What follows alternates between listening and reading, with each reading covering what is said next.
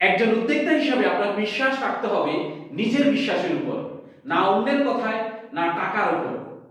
বরং কারণ আপনি পারেন জিনিসগুলোকে আলাদা করে ভাবতে এবং করতে। এই তিনটি ধাপ অনুসরণ করলে আপনি পারবেন অন্যভাবে ভাবতে এবং জিততে। নিজের বিশ্বাসে অটল থাকুন। নিজের ভেতরের বিশ্বাসটাই হোক আপনার চালিকা শক্তি। দ্বিতীয়ত, ইনোভেটিভ মাইন্ডসেট গড়ে তুলুন।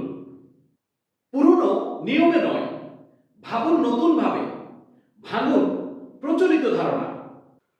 তৃতীয়ত, ব্যর্থতাকে বানান সাফল্যের সিঁড়ি। ভুল করলেই শিখবেন। ব্যর্থতা মানে শেষ নয়, এটা নতুন শুরু। নিজের বিশ্বাসে চলুন, নতুন করে ভাবুন, সবসময় নিজেকে আপডেট রাখুন, শেখার মধ্যে থাকুন, সফলতা আসবেই।